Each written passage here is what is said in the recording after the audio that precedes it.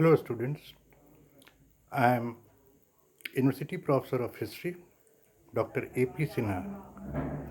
Today, I'll be explaining a very popular topic in history, the First World War, but in a different way. The First World War, was it a tragedy of right with right? The purpose of this lecture is not to present the minute to minute detail of the event, but to explain the thought process of the main actors, that how they felt that all of them were fighting a just war. This is a rough sketch of the part of the world in which we have Canada, USA, Europe, Africa, Asia, etc. France, Britain, Russia made the Allied powers, in which later on USA also joined. Germany, Austria Hungary, Italy, Ottoman Empire were the central powers. The war, which started from Serbia in July 1914 and extended to Europe, Africa, Middle East, Indian Ocean, in the North and South Atlantic, in the Pacific, continued till November 1918, resulted in the defeat of Central Powers.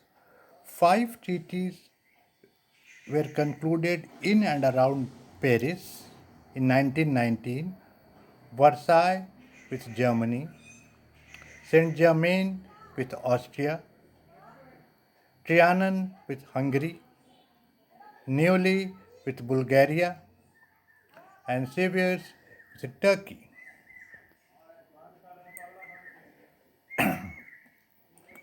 The victors divided the spoils of victory in such a way, such as German colonies and much of the territories of the Ottoman Empire, that many people began to believe that seeds of another major war has been germinated. As an estimated 9 million combatant and 7 million civilian deaths occurred, not to speak about the major injuries of people at different locations. People began to question the gains of the war, why the war began. Now let us examine why every nation thought that they were fighting a just war. France, which was earlier the referee of Europe, had been humiliated by Germany in the Franco-Prussian War of 1870-71. She was looking for every opportunity to take back Alsace-Lorraine from Germany, for which she made an alliance with Russia in 1894, which was designed against Germany. Germany, which was doing well after her unification, had a strong military alliance with Austria-Hungary, and the reluctant Italy was also a part of it. Austria now could move only east, and she had shown her intention when in 1908 Austria-Hungary unilaterally annexed Bosnia and Herzegovina. Fortunately, no major war occurred. Russia wanted to regain her prestige and play active role in European politics as she was doing since Congress of Vienna. She was neutralized in 1856 in Black Sea in the Crimean War, gained something in the Treaty of San Stefano, which was again neutralized by Bismarck in the Congress of Berlin, wanted to fish in the troubled waters of Balkans at the cost of tottering Turkish Empire, and hence was looking for an opening.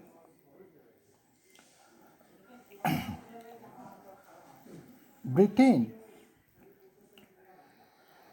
though was following a policy of a splendid isolation for the rest of Europe, had her priority fixed in the profits of Indian Empire, but she could no longer remain indifferent when things began to move differently in the first 2 decades of the 19th century.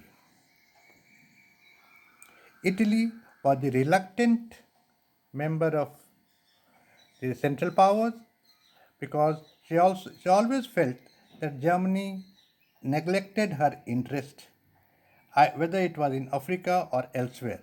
So, just on the eve of the war, she signed a Treaty of London in 1915 in the hope that, as she was promised, she will get a slice of Austria and a slice of Turkey when they will be defeated. Ottoman Empire, which was actually a sick man of Europe, she wanted to remain alive, and she felt that the turbulent Balkan area could only be controlled at this point of time if she will keep an alliance with Germany, Austria, Hungary. US was initially not inclined toward this European war. In fact, US public opinion was not in favor of entering into any conflict in Europe.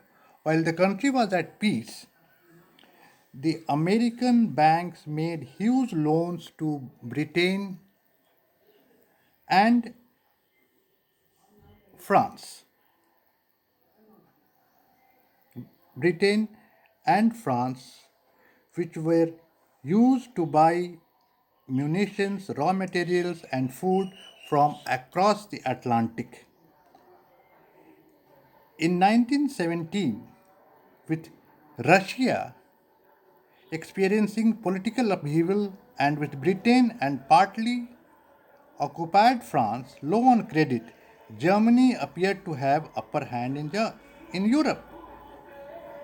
But when the Germans encoded telegram to help Mexico against America leaked, together with German U-boats sinking American merchant ships in Atlantic, it enraged the Americans, and America entered on the side of the Allied power. It is said that the advantages of alliances was that it gave a great powers a sense of security. But the downside was that if the powers stuck blindly to the letter and the spirit of the alliances, then a small scale conflict can also become a major war, as it happened from Serbia. As it happened in Serbia, where uh, the Austrian Hungarian Prince Archduke Ferdinand was assassinated in 1914. Though the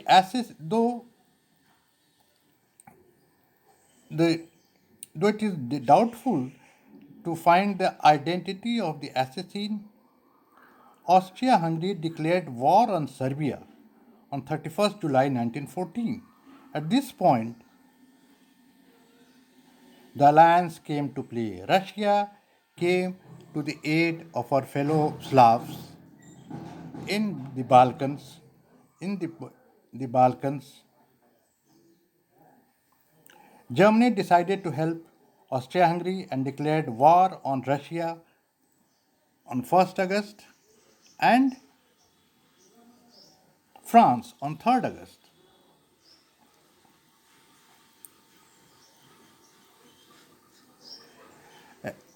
Through France was attacked by Germany through Belgium. Great Britain, which had a treaty obligation to protect Belgium, came on the side of France and Germany.